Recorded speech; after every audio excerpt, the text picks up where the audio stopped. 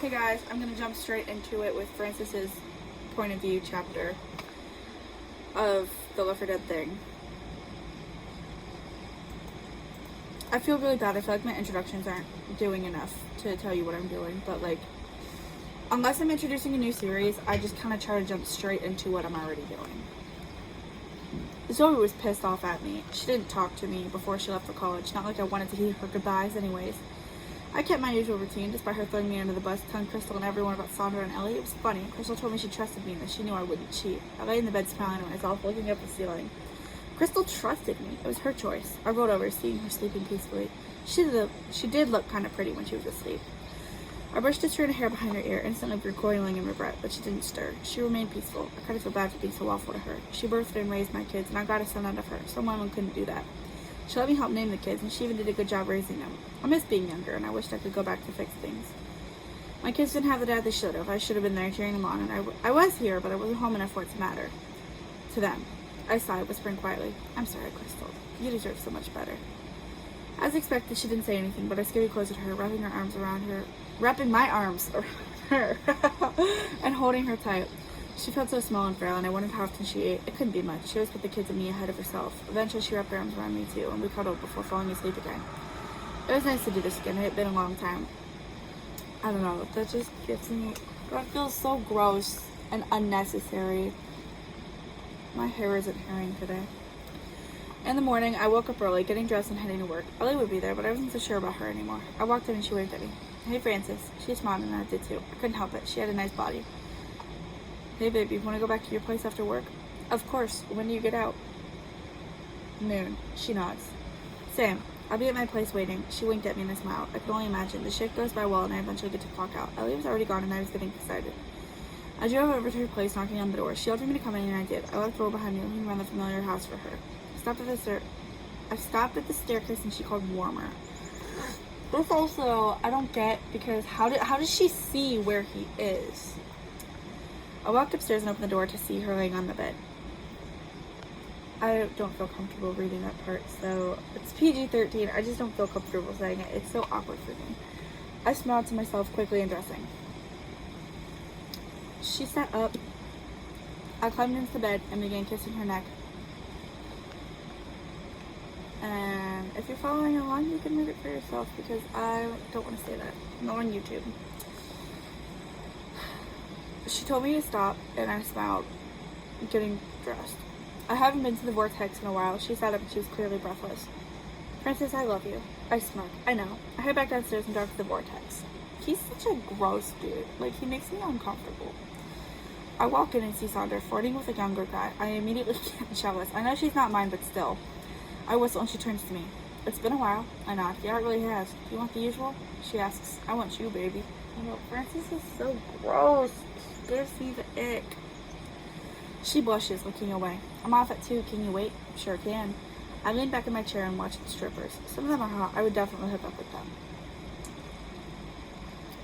Finally, 2 rolls around and Sandra smiles. "Let's go." We go back to her apartment and she takes me to the room. The first time we were both excited, but now we were serious. She was loud, good, and so much better than Crystal. When we were done, she kissed me, coming into my lap. "Francis, I want to see you more often." A smile against her lips. I want to see her more often too, but Crystal's in the way. "Do you have a beer?" I ask, and she smiles, pulling away. So I have something even better. She pulls out a bag and I smile. This would be fun.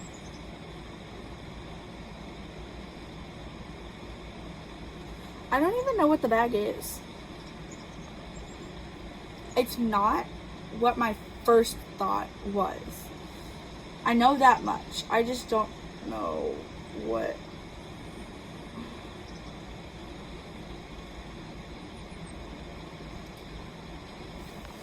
I really don't know. Because I don't think it's what I first thought it was. But then the next part is we ended up having sex again, and for a much longer period of time. Then I went home wishing I could stay with Sandra for the rest of the night. I don't know if it's a condom, but that doesn't make much sense, because I don't know. When I made it home to Crystal, she came running over to me. "Where were you and what were you doing?" That's such like a not cool way to ask somebody what they were doing. None of your business. I walked to the bedroom and climbed into bed. I knew Crystal would be disappointed, but it's not my fault she isn't hot anymore. Nothing she does turns me on, and her body isn't curvy the way it should be. She joins me, reluctantly scooting closer. A part of me wanted to turn around and hold her, but the other part of me knew things wouldn't go well, especially since she would accuse me of leading her on. I eventually fell asleep, waking up early again to get ready for work. I pulled on my leather vest. I was getting tired of the same old shirt I was expected to wear day after day after day.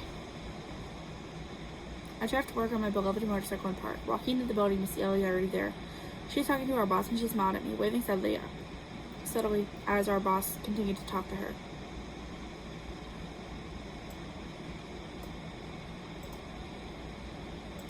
That feels like repetition.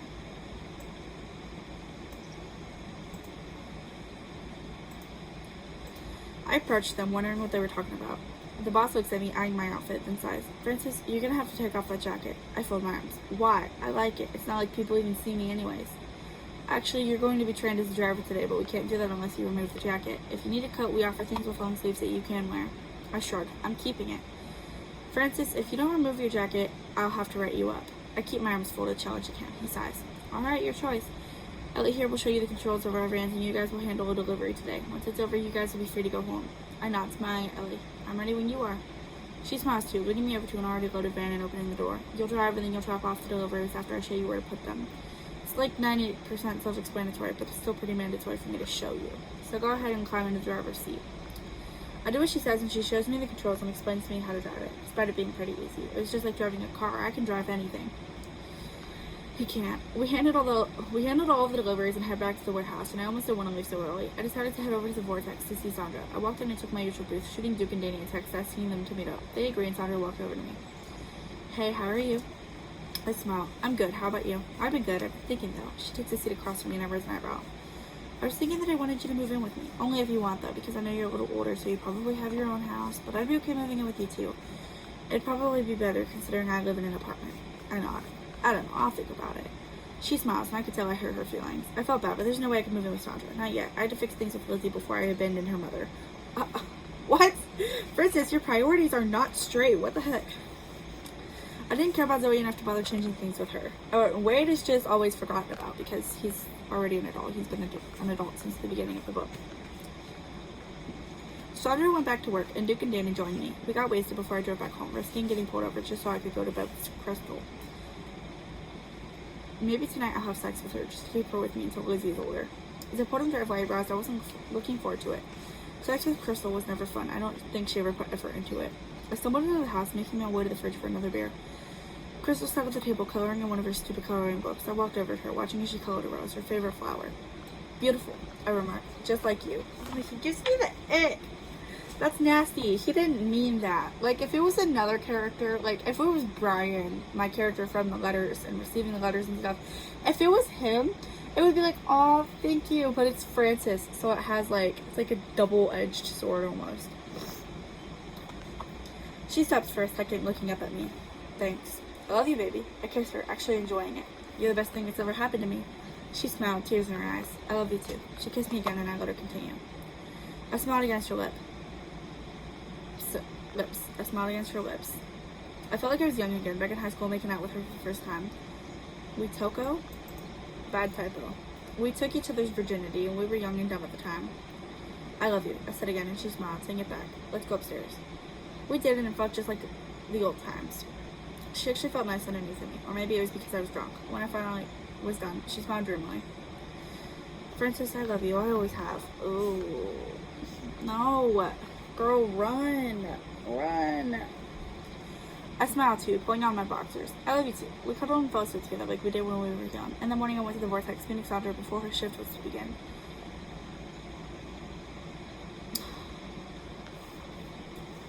This just disappoints me and makes me so sad. Like, you literally just made love with your wife. Excuse me. And now you're gonna go and hook up with other people.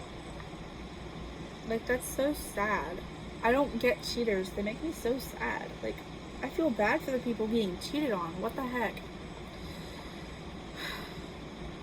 She smiled flirtatiously at me, beckoning me over to her car. I got in and she smiled at me. Ever get high before? I shake my head. I've experimented, but I wasn't a fan. She smiles again. Well, now's the time. She hands me the cigarette-shaped drug, and lights it for me. It tastes like leaves and earth. Well, I guess that's what it's supposed to be. So I actually had to Google, like, what it was like to be high because I don't do drugs. Yeah, it was really awkward. I was kind of like, what? I have no idea what I'm writing. But we get high, ending up naked, and I end up on top of her. Eventually my phone rings, and she tells me to keep moving. I do, looking at the caller ID. It's my boss. I suppress a groan, ceasing my movement and answering. What do you want? You were due here 15 minutes ago. Where are you? I'm busy. Sandra was rubbing my bicep, seeming disinterested. Well, get here soon or you're fired. Fired? Pfft, go ahead. I hang up and continue. Skipping that part. Sandra told me to stop. Please, Francis, I have to go to work now. Oh, what a shame. I kissed her before we get dressed and climb out of the car. She was so much better than Crystal. I drove to Hirsch, walking in as I was, not caring if I was wearing a uniform or not. What are you wearing? Ellie exclaims. You're gonna get in trouble. I don't really care, doll, as long as I can keep in touch with you. I lift her chin, kissing her. She backs away, pushing me away. What the fuck is wrong with you? Do you have a house? Well, yeah. Don't you need a job? Do you work anywhere else to keep up with your house? No. What the fuck, dude? This job is shitty, yeah, sure, but at least it pays the bills. You're willing to get fired just like that? You know how many people are looking for jobs but they can't get them because people like you are around here job hopping? I'm not job hopping. I've been unemployed for years. Like, that's a flex. Like, that's a flex. I shout, and all my coworkers look at me awkwardly. Ellie's face falls. How have you kept your house? I smile. She doesn't need to know. None of your business, sweetheart. Don't call me that. I don't know what I was thinking when I slept with you. She turns and storms off, and I scowl after her. Who does she think she is? I actually work with 2 people who dated, and the end result was terrible. So I just would never date my coworker or sleep with them. Like, how could you have sex with somebody and then have to work with them with a straight face? Like, what? Before I could follow her, the boss came up. Francis, I'm sorry, but you're fired. We can't have someone behaving like you do in our company. I wish you the best of luck on your job search, and thank you for your short employment. I looked at him, staring straight into his eyes. Fuck you. I turned and left, heading home. My focus would be Sandra, and I was willing to pull away from my family. That'd be okay. I had plenty of time to abandon them. That is not a healthy mindset, Francis. But that's it for his point of view. Next week is going to be Lewis. Thank you for watching, and I really do hope to see you guys next week. Bye-bye.